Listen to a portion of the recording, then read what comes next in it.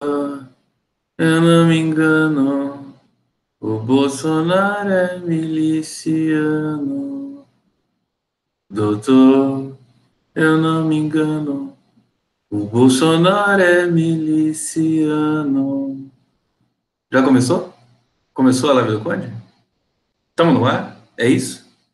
É isso? Confirma pra mim. Cadê meu coraçãozinho? Opa! Tá aparecendo gente aqui. Vocês estão tudo assanhados já hoje, que eu sei. Estão tudo assanhados. Tô vendo aqui todo mundo já no YouTube aqui comentando. Que beleza. Assim o Conde fica uma felicidade total. E o Lula também. É, Lula? Olha só, que beleza. Atingindo quase 10. Será que a gente atinge 10 mil hoje? Será que atinge? Acho que atinge hoje, hein? É? Vamos lá, duvido atingir 10 mil hoje. Estamos aí, faltando quantos? Ah, mais uns cento e poucos, né? Vamos tentar? Tá ao vivo, estamos ao vivo aqui, estamos ao vivo. Tem gente perguntando, aliás, eu quero começar hoje. Eu comecei cantando a marchinha de carnaval que vai bombar esse ano, né, doutor? Eu não me engano, o Bolsonaro é miliciano. É muito bonitinho isso.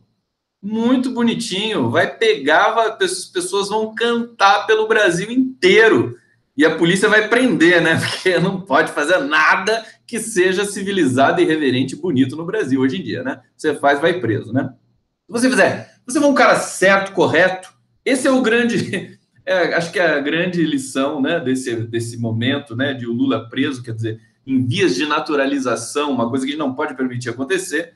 Quer dizer, se você for um cara correto, justo, que ame as pessoas, que sabe, que dê a sua, seja capaz de dar a sua vida pelo outro, você vai preso. Né? O Lula foi preso, então você já fica sabendo, né, que quanto mais correto você seja, ainda mais com o ministro da Justiça, o Sérgio Moro e seu projeto anticristo, né? Não é anticrime, é anticristo, né? O projeto do Moro. Projeto anticristo. Você vai preso, né? Ela vai falando, não, você é muito correto, você é honesto demais, não pode. Não pode ser honesto. No Brasil não pode. O cara vai lá e te prende. E aí não adianta, porque você não tem direito à defesa. Pobre tem direito à defesa no Brasil? Pobre tem defesa? Essa que é a lição que o Lula vai deixando junto com a defesa dele, que foi grampeada pelo Moro, né? Que é cerceada pela acusação, pela Lava Jato, por juízes, pela juíza substituta do Moro lá, a Gabriela Hardcore, e por outros juízes aí, enfim, do TRF4 lá de Porto Alegre, cerceia o direito de defesa. Então você sabe que pobre não tem direito à defesa no Brasil. Essa é a lição, esse é o recado que eles dão prendendo Lula, o Brasil inteiro. Tu é pobre, vai ver as prisões do Brasil, o que tem lá de negro, pobre. Se tiver branco, é branco pobre, né? Ah, os brancos ricos que foram presos aí pela Lava Jato estão soltos. Eles fizeram delação, estão tudo solto aí, gozando do dinheiro. O rapazinho lá que era operador do Michel Temer, do PMDB, como é que é o nome dele? Ah, meu Deus. Esse é nome de gente do inferno, eu esqueço, né? Sempre. Como é que é o nome dele? Ele tem quadra de tênis na casa dele, tem piscina. Pô, qualquer brasileiro quer ficar preso assim, meu filho. Ficar preso com quadra de tênis? Com home theater gigantesco? Pra você curtir? De todo o dinheiro que você roubou sua vida inteira? Ah, essa é a justiça brasileira? Essa piada que é a justiça brasileira? Eu pensei que ia começar tranquilinho, mas eu fico indignado no primeiro segundo quando eu começo a falar desse assunto.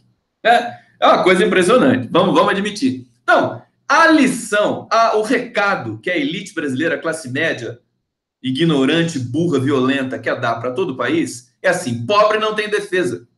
Funaro, obrigado, João Lucas. É o Funaro, né?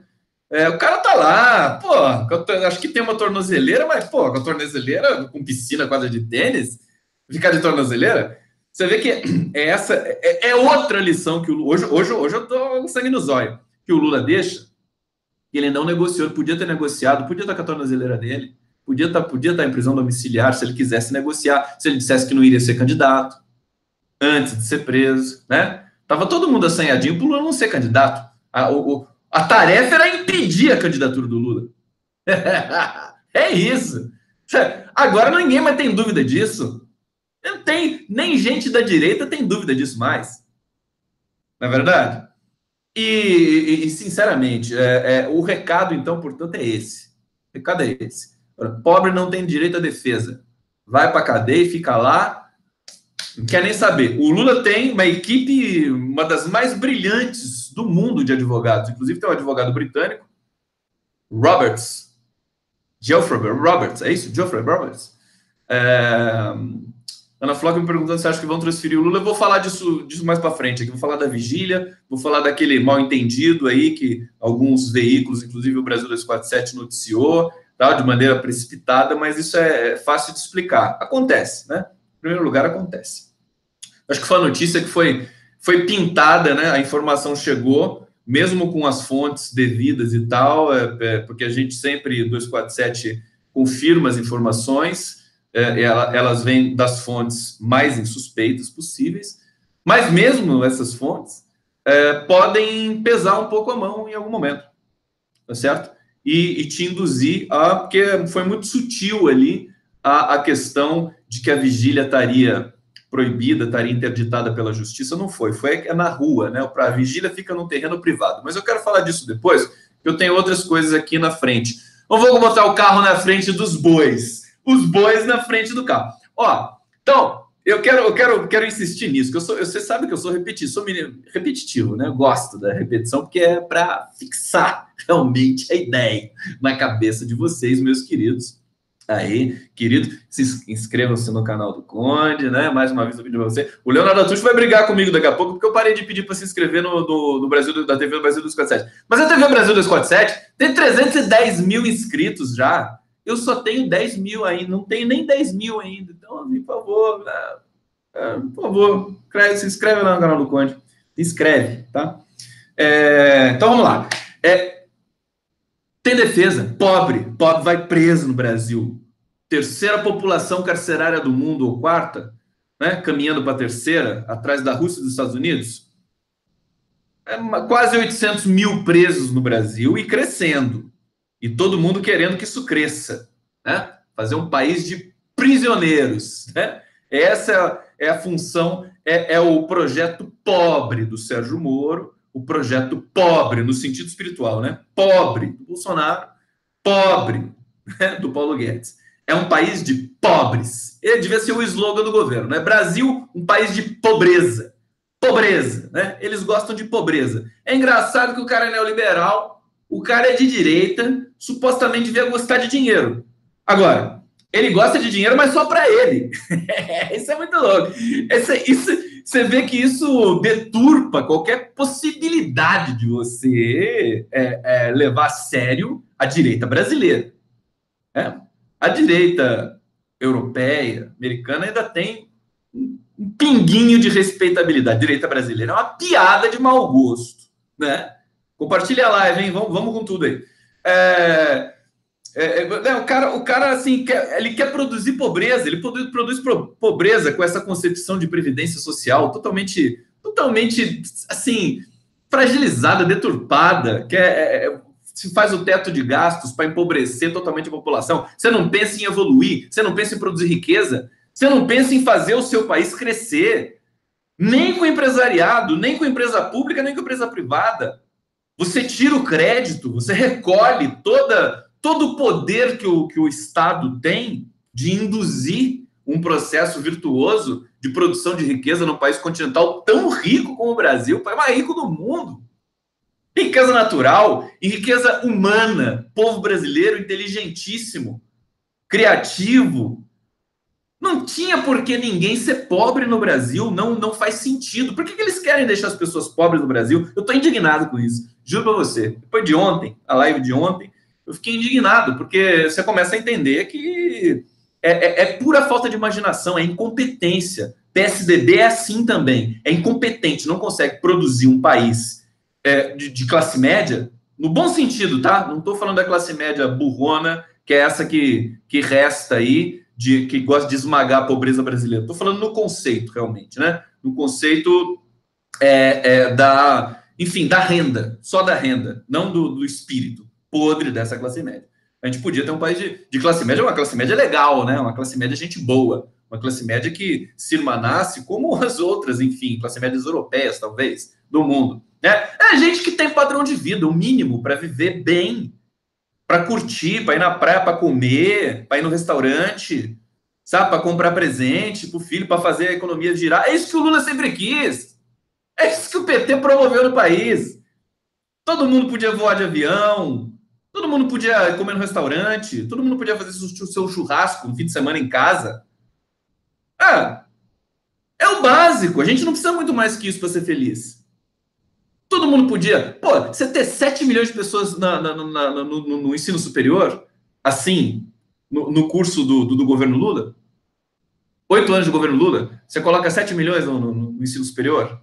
Tadinho do FHC, mas nem no sonho mais, sabe, fofo que ele pudesse ter, ele ia imaginar uma revolução desse tamanho. Então o negócio é maior do que a gente pensa, tá? É maior do que a gente pensa. Bom, eu achei muito legal, vocês estavam esperando eu entrar aqui no YouTube, deixa eu achar, porque tinha umas mensagens tão legais, eu quero ler. Fernando Mirancos da Cunha. Oi, Conde, amigos da live, abraços, ninguém solta a mão e o pé de ninguém, grande abraço, é isso. Querida Rita Moraes, boa noite, querido Conde, boa noite. Marisa Tácito Lopes, Rita Moraes, oi, Conde, cadê você? Tô aqui. Essa mensagem do Fernando Mirancos aqui da Cunha é pro Lula. E Lula, escuta essa, ó. E grande Lula, vai se preparando que logo você volta para cá. Estamos precisando de você. Descanse, se alimente, tome os remédios e pense na gente. Força aí. Que lindo isso, né? Pô, Lula. Fala sério, Fernando Mirancos. Muito lindo, hein? Muito lindo, hein? Bobear, o Lula escreve uma carta para você, rapaz. Hã? É isso, né? Aguenta aí, aguenta que nós vamos resolver isso. Mas hoje eu vou fazer uma resenha em que vocês, todos nós, eu acho que a gente vai sair de alma lavada, né? Porque tem o Nobel da Paz aí, né? Lula, o Nobel da Paz piscando pro Lula, assim, né? E aí esfregar na elite brasileira. Que daí vai falar assim que o Nobel da Paz não significa nada, né? Já teve gente que falou isso, né? Já teve gente aqui que falou isso no Brasil. Tá divertido. Mas assim, a resenha de hoje tem espiritual, mais espiritual assim para vocês. Vamos ver mais uns comentários aqui. Então, Mariana Molica, querida, Mariana Molica, a querida amiga, a gente está fazendo uma parceria de selecionar entrevistados. Hoje eu entrevistei um dos maiores especialistas do Brasil em saúde mental, um dos inspiradores do movimento antimanicomial e um dos formuladores da reforma psiquiátrica. Cara sensacional, Pedro Gabriel Delgado. Fiz entrevista com ele e ela vai ser reprisada amanhã na TV 247, às 20 horas. Amanhã, no sábado, né? Evidentemente. Essa live aqui é reprisada também no 247 de manhã. Então, para você que está assistindo agora de manhã, essa live também vai ser reprisada hoje à noite, às 20 horas, pela TV 247. Foi muito bacana, foi muito legal. O Pedro Gabriel, deixa eu achar aqui o currículo dele.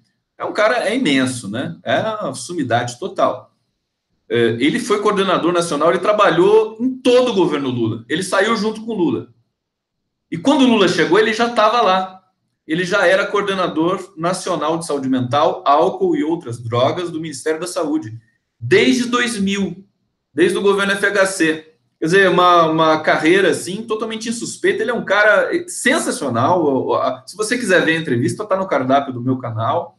Ele falou muitas coisas bacanas, interessantes sobre a criação, sobre a evolução do movimento antimanicomial do Brasil e sobre o retrocesso que está tendo. E ele fez uma análise política também de tudo isso. Muito interessante, né? As misturas que o governo faz com a questão judicial, como esse governo já veio do Temer, né? Ele disse que a política de saúde mental do Bolsonaro é uma sequência do Temer. É óbvio, né? Foi colocado ali um grupo, né? O Bolsonaro é sequência do Temer, mas muito piorada, né? Eu sempre digo isso. Então, foi uma coisa muito bacana conversar com o Pedro Gabriel Delgado. Dito isso, deixa eu ver aqui o que eu ia falar para vocês. Então, brincar com essa coisa da marchinha de carnaval, né? O Bolsonaro é miliciano, quer dizer, o Bolsonaro nesse carnaval tá frito, né? Ele vai ser Vai ser o grande tema de carnaval de todas as maneiras. Tem laranja, as pessoas vão sair de laranja. E o Rodrigo Maia vai querer expulsar do Brasil inteiro, né? A pessoa vestida de laranja, não, você não pode. A polícia prende, né? Quer sair de laranja, polícia prende, né? Para trollar a família Bolsonaro, então, né? Putz, não precisa de mais nada. Laranja, goiaba, essa é uma salada de fruta. Esse carnaval brasileiro um sai de goiaba, outro sai de laranja, outro sai de açaí, né? Como é que é o açaí, né? O açaí é açaí, né? Açaí é isso aí mesmo, né? Acho que é por isso que o Bolsonaro fala esse negócio. Tem que mudar isso daí, tem que mudar isso aí, tem que mudar açaí, tem que mudar açaí. Era a senha para dizer que ele empregava uma pessoa, né? Uma senhora que nunca foi na Câmara. Quer dizer, o Bolsonaro é tanto fantasma, querido, de corrupção no armário. Entendeu? Hoje eu sou Romão Cara Pálida, você apareceu. É tanto fantasma de corrupção que, sabe, parece que tá todo mundo dopado no Brasil, né? É uma coisa impressionante. Vou falar disso também, né? Por enquanto eu só tô fazendo um aperitivo aqui para variar com vocês, né? Só a resenha de aperitivo aqui. É só uma azeitoninha, né? Um martinizinho e tal. E daqui a pouco a gente chega direto ao assunto. Vamos chegar no assunto. Tudo bem com vocês? Vamos lá, então? Vocês estão prontos? Estão preparados? Cadê meu coraçãozinho? Cadê? Você vê que eu tô animado. Você vê que eu sou meio bipolar, né? Meio não, né? Inteiro, né? Eu sou inteiro bipolar, porque meio bipolar ia ficar difícil. Porque o cara é meio bipolar e meio o quê? Meio... Como é que pode uma coisa assim? Não, tem dia que eu tô triste mesmo, tem dia que eu tô feliz. Hoje eu tô um pouco mais animado. Sexta-feira, né? Sexta-feira chegou. E também hoje vai ter uma conversa com o Rogério Skylab, que o Lula curte, o Rogério Skylab. Eu converso com o Rogério Skylab hoje na Desentrevista, às 22 horas, ao vivo, pela TV 247. Grande programa ao vivo da Desconversa e a Desentrevista, sensacional, com o Rogério Skylab, sempre buscando visões um pouco diferentes da cena política, da cena estética, da cena cultural brasileira, né? A gente está lá para confundir que nem o Chacrinha. Então, 22 horas ao vivo pela TV 247, puta programa legal. Assistam, né? Depois da live aqui, eu vou dar um tempinho, tal, vou preparar, vou ler umas coisinhas e a gente vai para dentro com o Rogério Skylab. Bom, Nobel da Paz. Vamos lá, Nobel da Paz. O Lula, você sabe que o Lula é muito sortudo, né, cara? O cara é muito sortudo, quer dizer, mas ele é sortudo. A sorte procura quem merece, tá? A sorte não procura quem não merece. Vai ver se o Bolsonaro tem sorte. Não tem sorte. Vai ver se o Fernando Henrique tem sorte. Não tem sorte nenhuma. Não existe. Se o cara jogar na Mega Sena, vai perder todas. O Lula não. O Lula tem sorte. Entendeu? Até quando parece que ele está encurralado e tudo mais, porque ele realmente está muito perseguido, né? A prisão arbitrária, violenta, estúpida, criminosa. Mas essa prisão vai dar para o Lula o Nobel da Paz. E aí o Moro vai ter que comer aquele texto vagabundo que ele escreveu, já foi trollado por 9 entre 10 juristas brasileiros, 10 entre 9 juristas brasileiros já trollaram o texto do Moro. Tadinho do Moro, né? Dá uma pena dele, né? O sujeito tão limitado, né? A lixeira da história tá assim pro Moro. A lixeira da história tá assim pro Moro, né? Tá piscando pro Moro, né? A lixeira, a vala podre da história tá assim pro Moro. Vem, Moro, vem pra mim. E o Prêmio Nobel da Paz tá assim pro Lula, né? Lulinha, Prêmio Nobel da Paz e Amor, né? Nobel da Paz, até mudar o nome do Prêmio Nobel da Paz, vai ser Prêmio Nobel da Paz e Amor, né? Que é o Lula, que é o cara que realmente encarna o amor e a paz melhor do que ninguém. E veja como é surreal o negócio, né? O Lula preso, o Brasil não tem guerra, isso o Pedro Gabriel me falou hoje, não precisa dele ter falado, porque todo mundo sabe disso também, mas ele frisou, destacou que o Brasil não tem guerra há mais de 170 anos, cara. 150 anos sem guerra.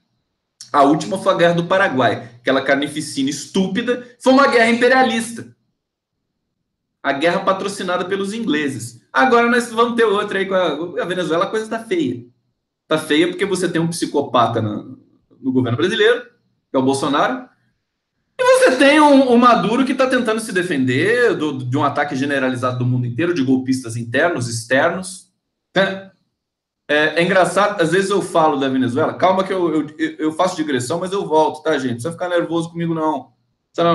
Relaxa, respira fundo comigo, vai, bate no peito, respira fundo, solta devagarinho assim, e vamos, deixa eu falar da Venezuela, que tem uma coisa que eu falei um dia, que depois eu fui ver a transmissão da live, viu, o cara fala, mas você já foi, eu falei assim, as pessoas falam da Venezuela sem nunca ter ido para Venezuela, né? Os pessoal de ultradireita brasileiro, tudo burrão, fala assim, Venezuela é ditadura, todo mundo pobre, não sei o quê, e fala, sem parar. Cuba também, fala tudo. Mas aí, gente que nunca pisou na Venezuela nem em Cuba. Aí o caboclo fala assim para mim, mas você pisou? Aí você vê como é que é a indigência total, né? Quando o sujeito tem problema de argumentação cognitivo, intelectual, de toda sorte, ele relativiza o seu comentário, que é retórico, quer dizer, não tive, infelizmente, nunca tive na Venezuela nem em Cuba, mas pretendo estar. Mas qual que é o meu ponto? Eu não fico denegrindo a imagem da Venezuela, nem de Cuba. Eu não fico esfolando o povo cubano, não fico esfolando o povo venezuelano, agredindo, hostilizando. No máximo, bom, eu procuro informação, confio nas informações que eu tenho acesso, luto contra a informação vagabunda que o Brasil divulga sobre a Venezuela, a imprensa tradicional brasileira, e a imprensa internacional também, porque a Venezuela é suculenta, é o filezinho do petróleo internacional. O país tem mais petróleo, as maiores jazidas do mundo de petróleo, maior que a da Arábia Saudita, 300 bilhões de barris de petróleo, tá? Confirmados.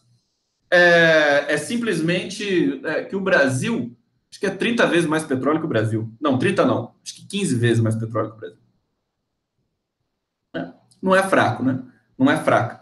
E aí, bom, não tive. Então, eu não fico me deitando de amores pela Venezuela, mas eu não fico falando mal da Venezuela. E defendo a soberania dos países. É simples assim. Eu não preciso estar na Venezuela para defender a soberania dos países. Mas pode dizer que o povo é porco, pobre, estúpido, eu precisaria estar. Então eu não falo isso. Então tá explicado para você, seu bolsominion do inferno. É isso que eu queria dizer. Que você não está na Venezuela, fica falando da Venezuela sem parar. Né? E agora, com essa iminência de guerra na Venezuela, que não é brincadeira, hein? A guerra começa assim.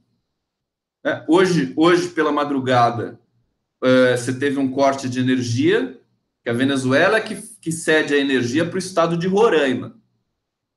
Teve um corte de energia que depois se restabeleceu, pode ter sido só um aviso. Fecharam as fronteiras desde ontem, as fronteiras estão fechadas, e hoje você teve um esquema ali, você teve a morte de 2 indígenas venezuelanos. As primeiras informações que me chegam até aqui, porque a coisa está muito rápida, pode até ter mudado esse momento, nessa altura do campeonato. Mas porque os tanques estavam indo para a fronteira para defender a fronteira, para não deixar essa ajuda humanitária forjada da Colômbia e do Brasil entrarem por ali. Tá certo? Então, situação bastante crítica na Venezuela. Por que está crítica assim? Porque o Lula está preso. Jamais na história desse país, com o Lula solto, mesmo se ele não sendo presidente da República, a gente chegaria num ponto desse. E aí você, bolsominion, que tem filhos com 18, 19 anos, preparem-se, né? Preparem-se porque poderão chamar vocês para morrer na fronteira por nada, por absolutamente nada. Porque se você olhar do jeito que as Forças Armadas brasileiras estão sucateadas, né? Eles truncaram a aquisição de caças, o golpe do Michel Temer, abriram mão da Embraer, que era uma empresa absolutamente estratégica para as Forças Armadas brasileiras, para a aeronáutica brasileira, abriram mão do submarino nuclear, está totalmente suspenso a contratação desse submarino nuclear brasileiro. Você teve aí o Almirante Otto, que era um dos caras mais espetaculares do mundo na tecnologia de enriquecimento de urânio, um cientista, foi preso pela Lava Jato. Por quê? É óbvio que é uma operação, nem sei se dá para falar que é dos Estados Unidos, mas é de um grupo americano interessado em não deixar o Brasil de soberania. O Brasil se assanhou demais. O Brasil soberano ameaça os Estados Unidos. E a briga geopolítica é dura. É terrível, é intensa mesmo. O Brasil com submarino nuclear, com tecnologia de enriquecimento de urânio exclusiva, desenvolvida aqui, com a terceira empresa de fabricação de aviões do mundo e talvez a mais admirada, porque os engenheiros brasileiros são sensacionais. O cargueiro K-130 é uma obra de arte da aviação. Agora ele é da Boeing. Esquece. Não é mais do Brasil. Tá? Com a nossa Petrobras totalmente nas mãos das corporações internacionais de petróleo, você não tem mais soberania nenhuma. O povo brasileiro sendo esmagado pela reforma da Previdência. Olha o nível. A reforma trabalhista já devastou totalmente o mundo do trabalho brasileiro. Desmobilizou tudo que podia ter de movimentação nos sindicatos, por exemplo, agora, nesse 2019. Um ano não eleitoral, em que os sindicatos poderiam se organizar para tomar as ruas do Brasil e expelir esse bando de gente podre do Planalto. Despreparada, sem vocação nenhuma para nada, para absolutamente nada, só para gerar violência. Desculpa. Eu peço desculpa, mas é só retórica, tá? Então, você vê que foi um banho que o Brasil tomou. Depois, evidentemente, por que tomou esse banho? Porque depois de 13 anos de soberania absolutamente espetacular, de participação no mundo todo das decisões mais importantes do mundo, fez o diretor mundial do comércio, da Organização Mundial do Comércio, da FAO, que é a entidade que cuida da fome do mundo, que é o Graziano, que ganhou um prêmio e dedicou para o Lula, faz aí uns 10 dias. Pessoas nem falaram muito disso, eu compartilhei na minha rede social, demos a notícia no Brasil 247, mas isso foi pouco falado, foi uma coisa linda. E o Graziano, na verdade, por que ele dedicou o prêmio para o Lula? O Graziano é a maior autoridade do mundo no combate à fome, queridos. Brasileiro. Por que ele dedicou para o Lula? Porque ele sabe de onde que veio, da onde veio, né? Claro que ele é extremamente competente, a pessoa preparada, está ali porque merece estar ali nessa posição, mas ele sabe de onde que veio essa significação do próprio trabalho dele, veio do Lula. Por isso que ele dedicou o prêmio para o Lula. Então, veja, você tem um país tão espetacular assim, tão rico, tão maravilhoso, entre 2003 e 2013, basicamente, seriam 10 anos aí? É isso? 10 anos. E 2013, que foram as manifestações que são decorrentes do próprio lulismo, né? Que é o lulismo selvagem que nós já falamos aqui para vocês. Eu já falei aqui para vocês e que o Skylab costuma falar sobre isso nas nossas conversas. Talvez hoje a gente volte a falar disso também. O mundo ficou enciumado. Né? Os americanos ficaram enciumados.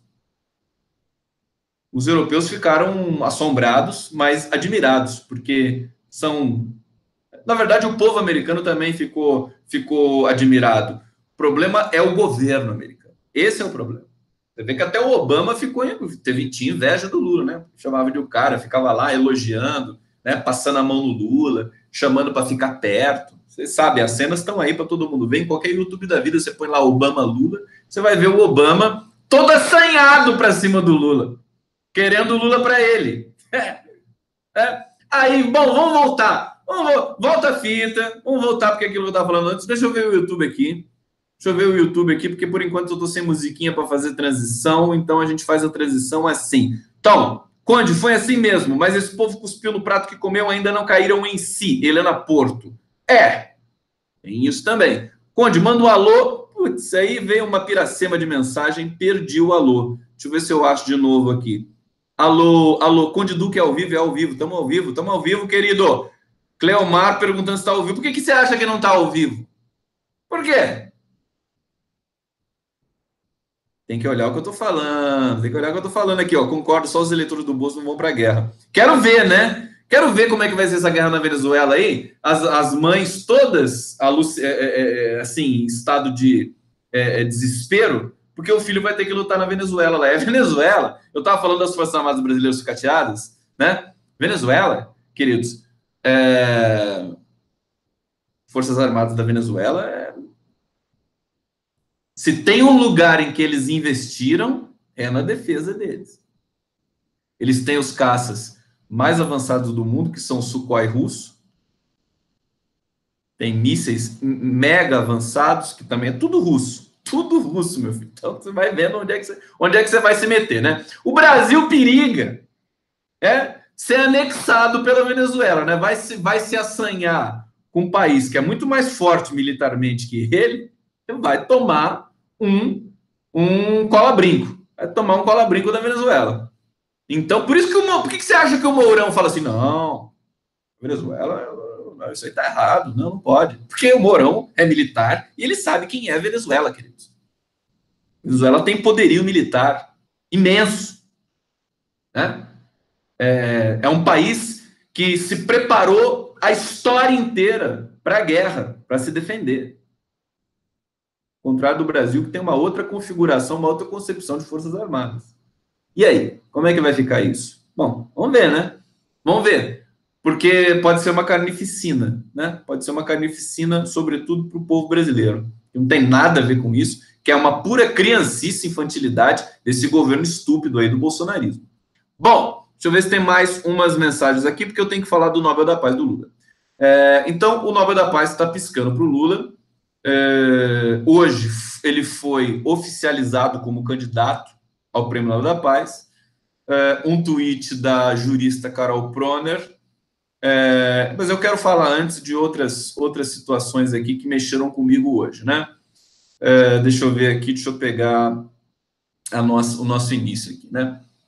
Então, tomou um efeito contrário. Abelhinha, tudo bem? Tudo bom? Todo dia abelhinha bonitinha, né? Que beleza de abelhinha. Tchau, abelhinha. Ok. E ela fala ok, né? Ok. Asinha azul. Sabe que hoje encontraram a maior abelha do mundo. Você já sabia? As abelhas gigantes. Acho que na Nova Zelândia. A abelha chega a 6 centímetros. Vi essa notícia no G1, achei sensacional. A abelhona desse tamanho, assim, ó.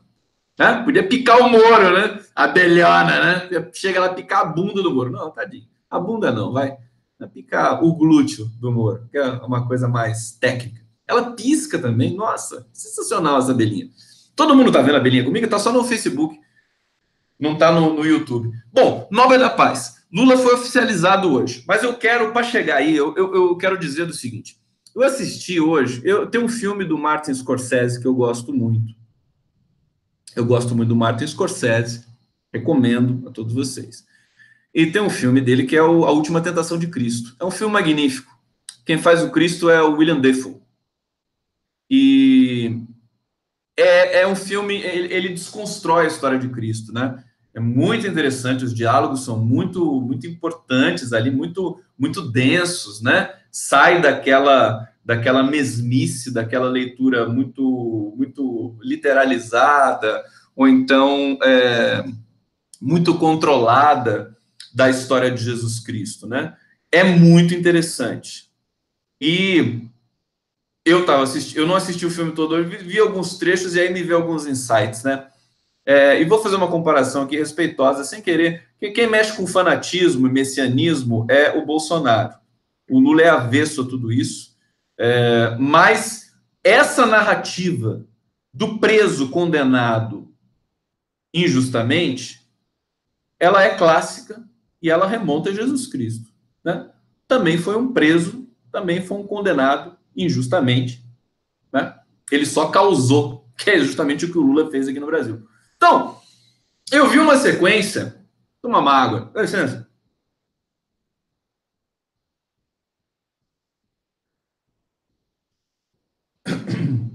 Dá licença, só tomar uma. Eu engasguei aqui. Eu vi uma sequência e fui pensando, porque a minha cabeça funciona a 1.000 por hora politicamente também, né? E fui fazendo as associações assim com toda epopeia do Lula antes da prisão, depois da prisão.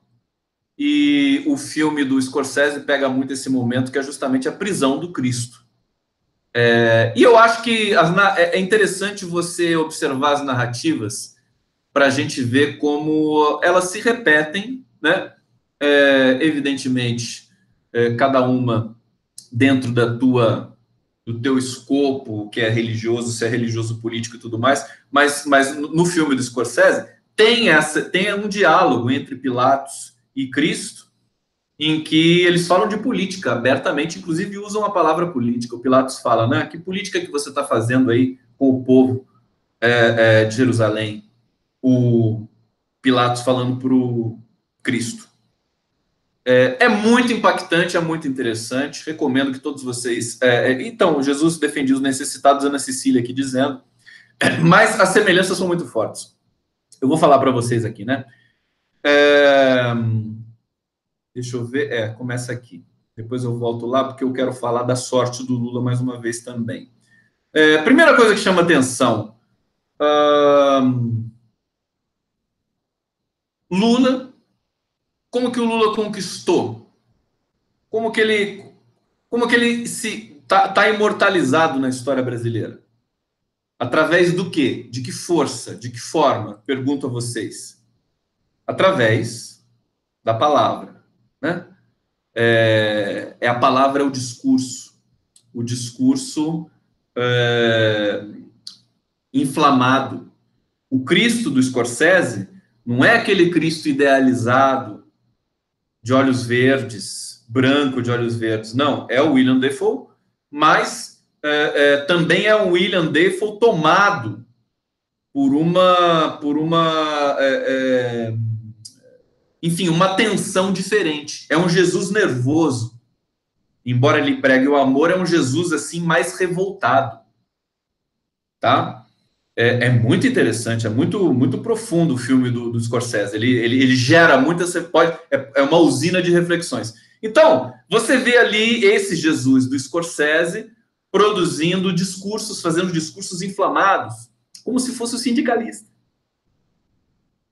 Baseado no livro de Kaczantizak. É isso? Eu não sei como é que se pronuncia isso aí. Eu não vi o livro que o Scorsese se baseia, né? Mas depois é interessante, depois eu vou ver.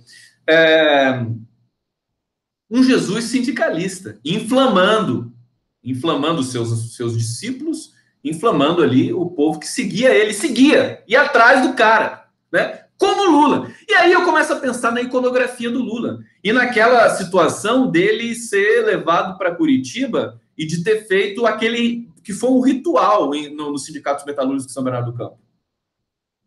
Inclusive tinha padres lá, porque era um ano de morte da Marisa Letícia. Rezaram missa para Marisa Letícia. O Lula estava ali rezando pela Marisa Letícia. Então tinha um viés muito religioso ali também, naquela espécie de despedida. E se parece muito com a cena da última ceia também, que foi uma despedida. O Jesus, o Cristo ali, estava ciente de que iria para a prisão e para a morte. Calma que eu ainda não vou falar dessa questão. A morte, no sentido do é uma outra coisa, é uma outra situação. Mas até aqui, as semelhanças são muito fortes. Que é o script da narrativa do preso, aquele preso que tem um apelo popular muito forte, e que mesmo assim você tem uma justiça arbitrária. Quem que prendeu o Cristo? Bom, vou ficar para não aprofundar muito, que é um tema mais polêmico, mas as autoridades judaicas, né? Caifás, as autoridades judaicas. Ela que foi lá, fez a cabeça do Pilatos, e o Pilatos lavou as mãos. Depois eu vou falar quem que lava as mãos aqui no Brasil com relação ao Lula. Você tem toda essa associação semiótica entre uma coisa e outra. O nome do filme é A Última Tentação de Cristo, Emanuele Lins, querida, um beijo para você. A Última Tentação de Cristo, do Martin Scorsese. E aí as semelhanças começaram a se multiplicar ali para mim. Foi quase uma epifania, né? Falei, meu Deus, o que tá rolando aqui, né? Então, a palavra, o discurso. O Lula, a mesma coisa. O Lula encantou, é o cara que fala e as pessoas ficam. Cristo, a mesma coisa. Cadê a mensagem de Cristo? Está na palavra dele. É a palavra. Não é de outro jeito. Não é com fake news, né? Que o Cristo conquistou. o povo palestino, enfim, é que é o povo palestino daquela região, para segui-lo e, enfim, produzir algum tipo de movimento, né? Era um movimento social, né? A história do Cristo, o Cristo histórico tem esse viés de movimento social. Nós deturpamos tudo, a religião tem toda uma outra leitura, mas eu não sou proibido de fazer a minha leitura, dá licença, vou continuar fazendo a minha leitura. Bom, então, Jesus mobilizava as massas ali, que era uma proporção menor que a do Lula, inclusive. O Lula mobiliza 100 mil, 1 milhão, quanto ele quiser, 60 milhões aqui no Brasil. Ali você tinha, era um universo um pouco menor, mas sem querer relativizar esse tipo de coisa. Tinha o dom da palavra, da comunicação, das metáforas. Jesus Cristo tinha essa característica, tá? Bom, aí me aparece ali o Judas, né? O Judas que estava junto de Jesus. Quem seria o Judas do Lula? É o Palocci, né? Imediatamente você tem esse input. Poderia ser o Léo Pinheiro também, mas o Léo Pinheiro nunca foi próximo do Lula. Quem foi próximo do Lula foi o Palocci. Então, mas isso está embutido na narrativa, na própria estética de uma estrutura, de um relato de um preso injusto. Ele é traído por alguém, sempre. O Lula foi traído. Veja, se o Lula tivesse... só para outro insight que pode vir dessa comparação, né? Só o Léo Pinheiro e o Palocci, e no processo que o Lula foi condenado, só o Léo Pinheiro, que a juíza Gabriela Hardcore acha que é uma outra pessoa que não o nome real do Léo Pinheiro, que agora eu me esqueci também, né? Ela confunde, né? Ela põe... Ela assim, absolutamente... Eu já trolei demais aqui a Gabriela Hardcore, não vou trollar hoje de novo, porque eu vou perder tempo com essa juíza. Mas se tivesse um problema, realmente o Lula tivesse escorregado alguma vez na vida, assim, feito um negócio estranho, você ia ter uma multidão de delatores. A multidão. Você não tem. Você só tem um. É o Palocci. Que assim, você imagina o drama do Palocci, né? Sendo perseguido. Agora ele está, enfim... eu estou falando do drama interno, porque o Palocci tem 45 milhões. Vai dar 45 milhões para a Lava Jato e vai ficar com os 45 milhões que sobraram, porque tem 90 no total, segundo informações da Lava Jato.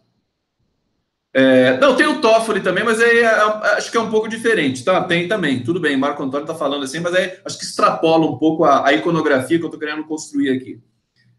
Mas o Léo Pinheiro, quer dizer, só tem um. Por exemplo, o Dias Toffoli, Marco Antônio, ele não delatou o Lula. E essa questão da delação está justamente na história de Judas na Bíblia. Judas é um delator, né? Todo esse escopo da delação, de você dedurar, de você mentir, porque o delator, o Judas também mentiu na delação dele.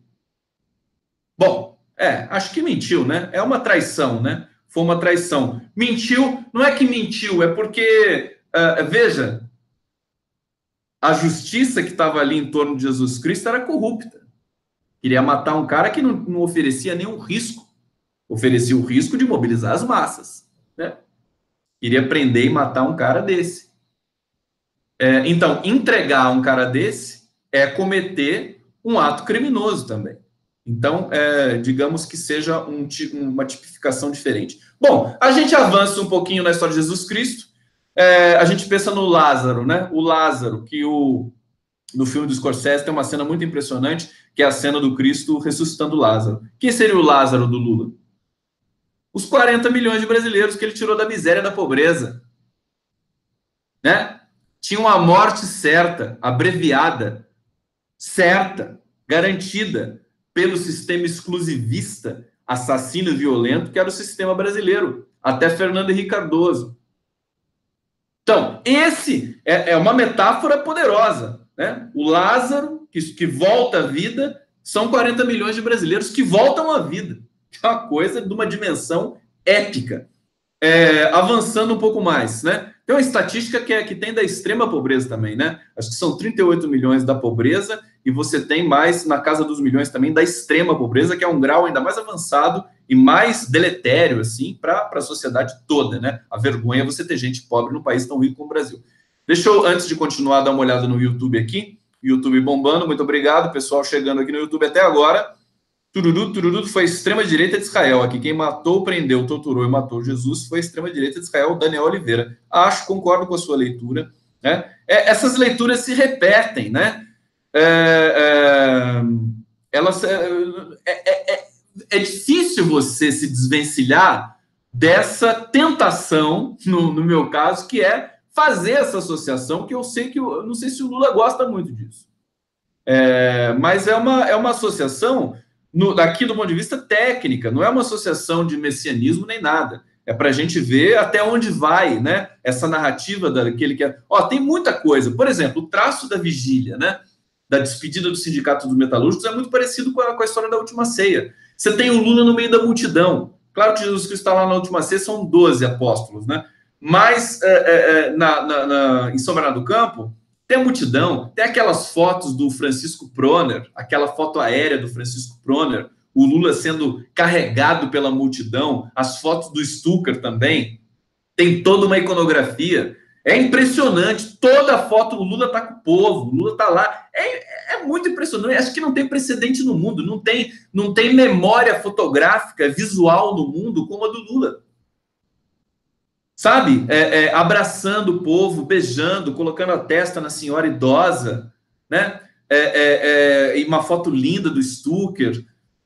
É uma coisa sem precedente. As fotos desse momento, pré-prisão, né? Em que o povo brasileiro estava junto do Lula, emprestando de maneira esplendorosa e grandiosa a sua solidariedade. Você teve até princípio de violência, o Lula teve que pedir para todo mundo ficar calmo, que era o discurso que o Cristo fazia. Né? O Judas, por exemplo, ele estava no filme do Scorsese, e eu não sei até que ponto isso é proveniente dos textos sagrados, mas ele fica indignado com o fato de que Cristo diz para ele, não, eu vou morrer, eu vou para a cruz, porque eu estou querendo promover a reconciliação do homem com Deus. Muito forte isso. Quero promover a reconciliação do homem com Deus. E o Judas fica indignado, fica desesperado. Harvey Keitel, que faz o Judas no filme do Scorsese, né? Sensacional o elenco também. E aí, mas ele veja, ele está investido, que é a mesma coisa do Lula. Ele está dizendo para todo mundo, calma, eu vou preso, mas é o meu papel, eu tenho que ir, porque eu quero mostrar. Eu quero que eles me inocentem depois. Eu não vou fugir para uma embaixada, eu não vou me esconder, eu não vou dar nenhum tipo de drible, nada disso. Eu vou para onde eles querem que eu vá. Mas eu vou resistir de lá, que é o discurso, que é a própria essência do Cristo. Ele aceita o que lhe imputam. Ele aceita tudo aquilo lá.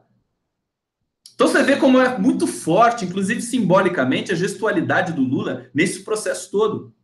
E é por isso que ele se torna tão forte. Daqui a pouco eu vou chegar nisso e vou fazer mais algumas comparações. Então veja, não é impressionante? Não é impressionante isso? Você sabe que em São Bernardo do Campo, eu não estava lá, no Sindicato dos Metalúrgicos, tinha alguns amigos lá, tinha muita gente lá. Muita gente em São Bernardo, no Sindicato dos Metalúrgicos, quando o Lula foi, enfim, se despedir, enfim, se entregar para a polícia. Porque ele teve que conter, porque o povo não ia deixar. Se o Lula não controla essa ida dele para a justiça, se ele não faz aquele evento simbólico, não reza para Marisa, não confraterniza com os seus, no Sindicato dos Metalúrgicos de São Bernardo do Campo, que foi aonde ele apareceu para o Brasil. Muita simbologia ali. Família toda do Lula ali.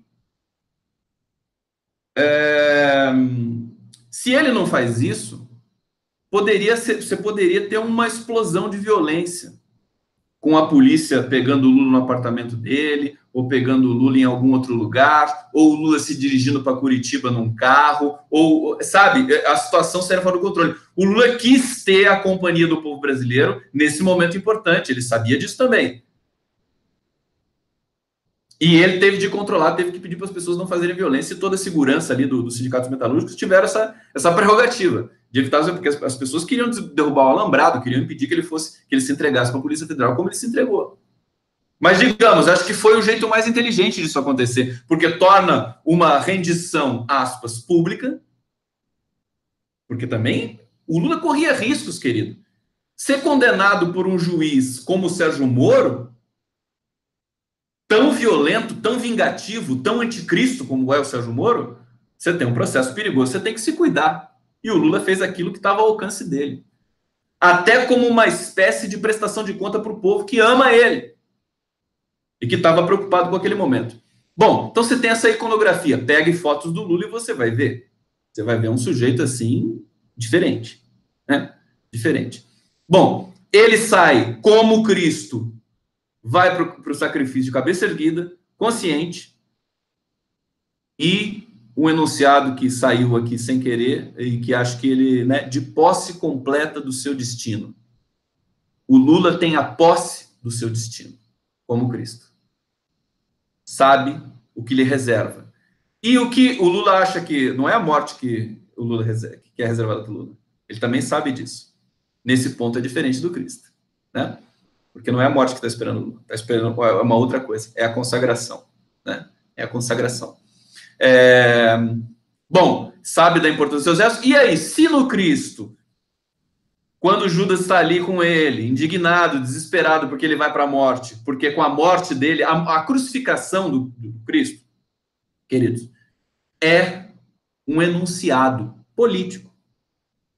A crucificação é um enunciado. É através da crucificação que ele vai buscar essa possibilidade de reconciliação do homem com Deus. Essa é a mensagem que fica. Ele se sacrifica por todos nós para que nós tenhamos algum tipo de ordem espiritual que nos recoloque no mundo e nos reconecte com Deus. A reconexão perdida. Ora, qual que é o movimento que o Lula faz? Qual que é a gestualidade dele? A reconciliação do povo brasileiro com a sua história. É bonito isso? Veja, depois de um espetáculo grotesco de ódio, tomou conta do Brasil inteiro, do povo brasileiro. O povo brasileiro ficou investido de ódio. Não só contra o PT e contra o Lula, mas contra a própria vida, contra a própria civilização, contra a própria pessoa, um ódio suicida. Como é que você vai sanar esse tipo de ferida, chaga social espiritual? Então, está no movimento do Lula, talvez para além da própria compreensão do próprio Lula, que é um movimento de produção, de reconciliação do povo brasileiro com a sua própria história. O povo brasileiro entender desse sofrimento do Lula, entender dessa decisão dele de ir de cabeça erguida para uma masmorra, para uma prisão política, mas para dali de dentro produzir o seu enunciado político maior de todos, né? Quem diria que depois de tudo que o Lula fez, ele pudesse produzir esse enunciado político que é maior de todos. E que justamente, pode ser consagrado com o Prêmio Nobel da Paz. Com toda essa história. Outra semelhança muito forte, né? Jesus teve direito à defesa? Cristo teve um defensor? Teve um advogado? Os acusadores de Cristo deram ouvidos a algum defensor? Escutaram? É a mesma coisa com Lula. A defesa do Lula é cerceada. Ela é ignorada. A defesa do Lula foi espionada, que é um crime, pelo Moro. E aí? Mais uma. Outra coisa, agora só para assim, os mais, né? A prisão do Cristo foi numa sexta-feira, a do Lula também. Né? Sexta-feira, 7 de abril, a do Cristo também foi numa sexta-feira. Impressionante isso, né? E tem mais uma semelhança. O Cristo, ele se nega a fazer um acordo, porque se ele negasse que era filho de Deus, essa a Bíblia deixa muito claro, né? Se ele negasse, ele não seria crucificado. Era só ele dizer assim, tá, beleza, eu não sou filho de Deus, coisa nenhuma. Mas ele não aceitou fazer isso. Ele não aceitou um acordo. Se vocês quiserem fazer as outras comparações, fiquem à vontade, eu vou gostar muito, tá? Tem gente aqui falando quem seria o Barrabás, quem seria. Bom, o Aécio, né? Bom, tem vários, né? Para Barrabás, tem uma fila, né? Para ser o Barrabás, que é o criminoso psicopata que ficou solto, né? Que foi perdoado.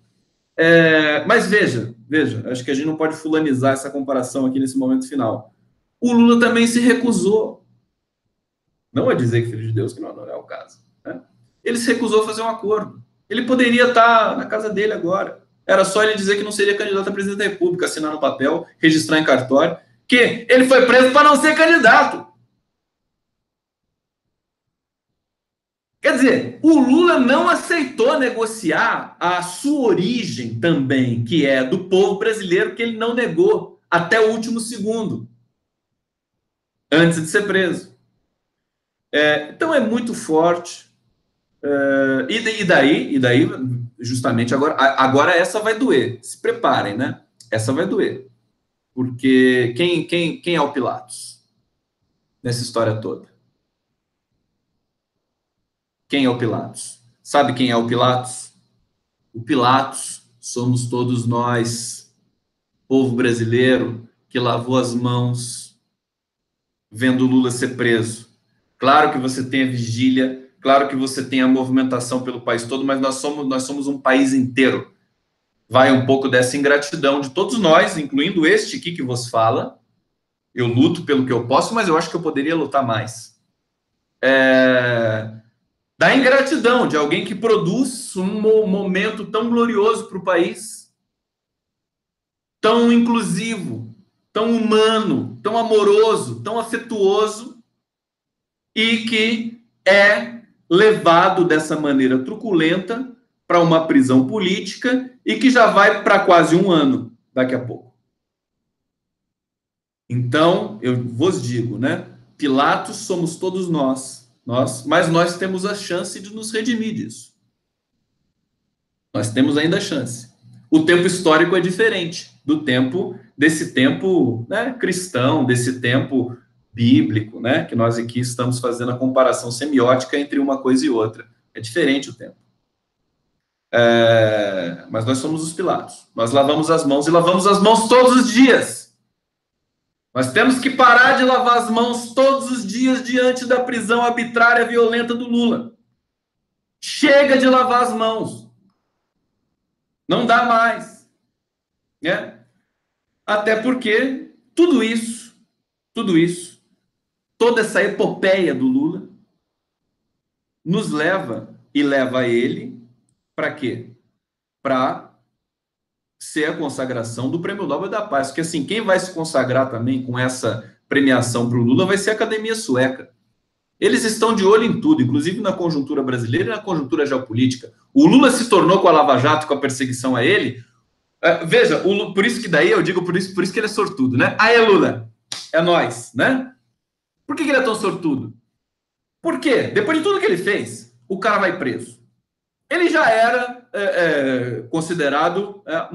eu não vou falar mito, porque mito virou pejorativo agora, né? Mito virou uma palavra pejorativa. O Lula era, enfim, consagrado. A pessoa que venceu a pobreza, a criança que venceu a pobreza, que lutou, que sofreu, que construiu a tua vida sozinho, que chegou aonde chegou, produziu um partido que talvez seja maior ainda do que ele fez pelo Brasil, que é a construção do PT, que é um fato assim também singular no mundo todo. Ele já estava consagrado aqui pela história brasileira, com o pé nas costas, sem problema nenhum. Agora, o que a prisão fez com ele? Ele se tornou mundial. O Moro vai ter que dormir com essa. Todos os dias. Transformou o Lula na personalidade. Você vai falar, não, o Lula também já era mundial antes. Sim, mas era diferente. Porque agora ele é vítima de um processo violento. O que torna a presença e a dimensão dele muito maior, globalmente falando. e aí é o Prêmio Nobel da Paz, né? Então, hoje o Lula foi oficializado como Prêmio Nobel da Paz. A Carol Proner tweetou isso logo pela madrugada, logo pela manhã. Eu vou dizer para vocês aqui, a jurista Carol Proner, eu vou dizer o texto dela no Twitter, né?